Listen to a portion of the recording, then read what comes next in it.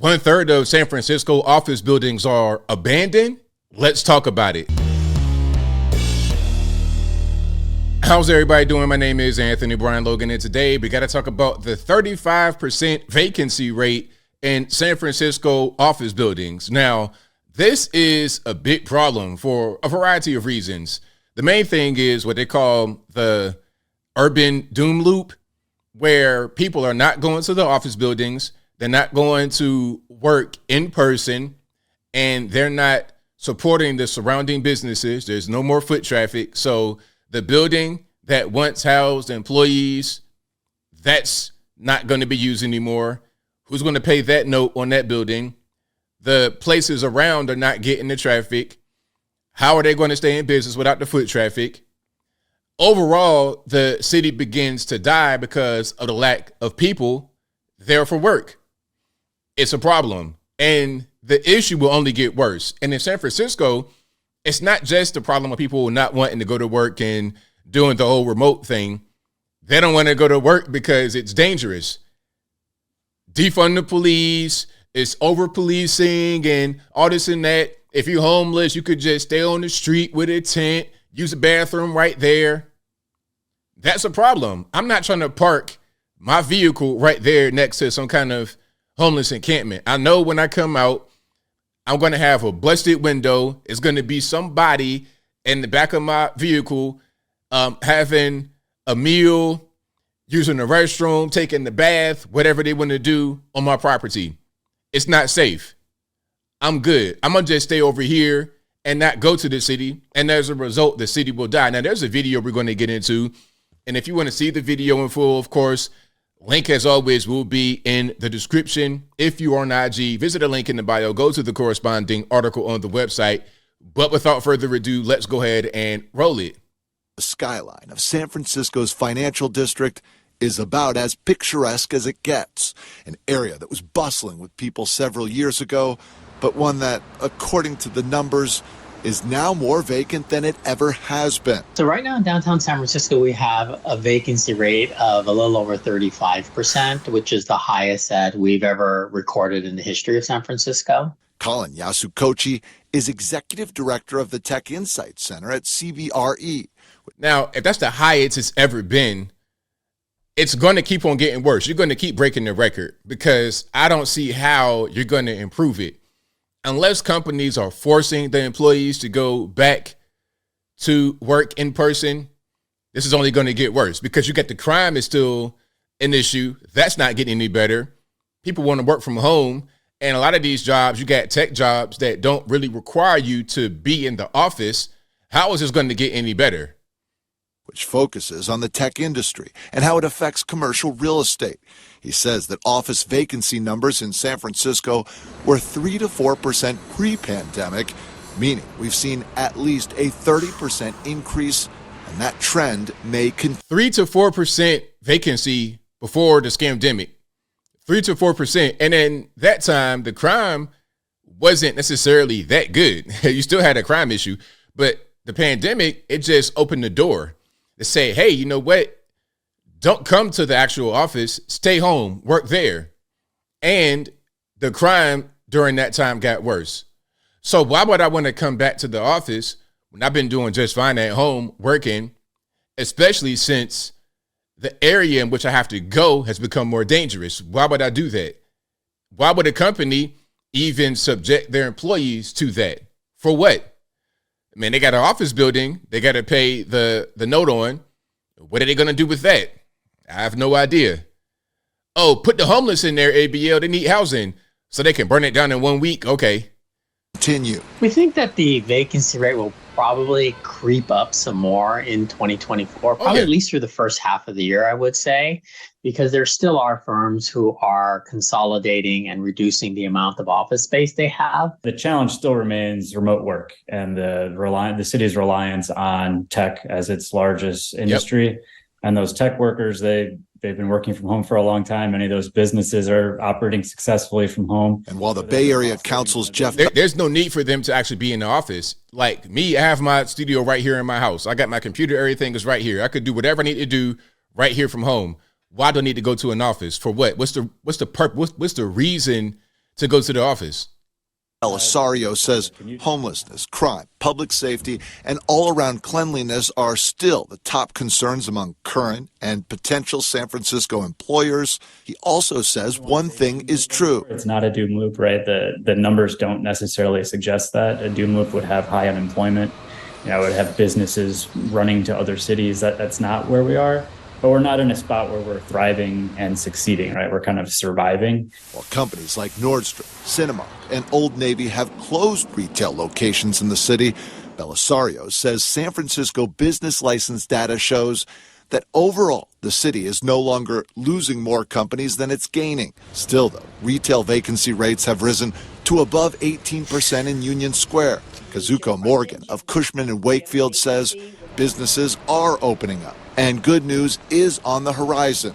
Well, I'll tell you what, before she talks about the good news and the new businesses opening up, a lot of the retail space in San Francisco was leaving because, again, the foot traffic is not the way that it should be. People are working from home, so I'm not going to walk past the Old Navy and pop in there on the way to work or the way on the way back home or on a lunch break. I'm not going to go there at all. Why am I going to go into the city? For what? It's dangerous. You got these bums out here doing whatever they want to do, drugs everywhere, fentanyl, all kind of human waste, garbage, trash. I'm good. It's dangerous, and you're not getting foot traffic. So at a certain point, and then you got the shoplifting. I almost forgot about that. I almost forgot about the big elephant in the room as far as the retail closure is the shoplifting. Anything below $1,000 will not get prosecuted. So people go into these stores with a bag, a literal garbage bag, take whatever they want and walk out. The security guard be right there, won't even touch them. They can't. And if they do, it doesn't make a difference because there won't be any kind of prosecution. So with all that going on, they're like, how can we make any money here? We're not getting the foot traffic and people are coming in here and stealing when there is foot traffic. So how do we sell things and make money in that environment? You can't. There are a fair amount of leases that have been signed that have not been announced. That will be probably forthcoming next year. We have a fair amount of tenants that are under construction. That's going to add to the vibrancy as well. Morgan says that workers going back to the office and more conventions would both help retail, but the positive image of San Francisco must also get out there too. Our biggest issue, I think, has been just the backlash with the media. And yeah, okay, you're gonna talk about the media highlighting the homeless and the drug addiction. I mean, is it the media unfairly highlighting San Francisco, or is the media doing some accurate reporting? Because I'm a big media critic. I think that the media oftentimes is just trying to get things out there for clicks and for views, and they try to push certain narratives that may not always be true, but I think they may kind of underreport what happens in San Francisco. So I'm not quite sure you can blame the media for the image of the city. I think the city has problems that need to get addressed. That's the issue. Blaming the media is a scapegoat, in my opinion. Throwing us under the bus, the city. And I think that's probably been one of the toughest things that we've had to deal with. When people, just everyday people go and take video of dozens of people running out of a store, and then all of a sudden you see Walgreens close multiple locations and CVS close multiple. I do think there's something to be said about there are actual problems. Right. Yeah, there are actual problems, but a lot, those problems exist in every city, right? No, not really. I've been to quite a few cities all over the country, and the things that I see on the left coast and these super left-wing cities, you don't see all over the place, okay? I've never in my life actually witnessed with my own two eyes the things that you see in San Francisco. All the homeless everywhere, the tents, the human waste, the garbage, the drugs. I've never seen all that in the city. I don't care if it's in the Tenderloin, it's one neighborhood, two neighborhoods. I've never seen that anywhere with my own two eyes. Now, it exists maybe in the Philly with Kensington, but it's not common. I've been to Miami, walked around at night, no problem. San Francisco, I wouldn't dare walk around during the daytime, let alone at night. And every shopping mall even some of the best with the best security and, your classic high end luxury. Politicians have talked about the recent interest in San Francisco from artificial intelligence companies. Those we talked with said that while that is a definite positive going forward, those AI companies would take up only a portion of the millions of square feet of vacant space available. J.R. Stone, ABC 7 News. So there we have it. That's what's happening in San Francisco. Again, a 35% office building vacancy in downtown, 35%. And before the scamdemic, it was what it said, 3 to 4% at best. It rose 30% since the scamdemic, and it's not going to slow down anytime soon because people are still working from home. You have retail spaces still closing. You have the doom loop happening. You have people, companies, etc., just reducing their footprint, just trying to get away from all of that. But as I close, I want to say this. San Francisco has some problems. A lot of these left coast cities, liberal cities in general, have problems. Not just left coast, but Chicago, New York, they have problems. And you can blame the outside. You could try to say, oh, it's the federal government. They're sending these illegal aliens. Oh, it's the media. They're painting us in the bad light. You can say that. Or how about this? A novel idea. How about just tighten up, fix your problems, fix the issues, find a way to resolve the internal problems that plague you. Then after you've done that work, you can complain about the media if there's still negativity.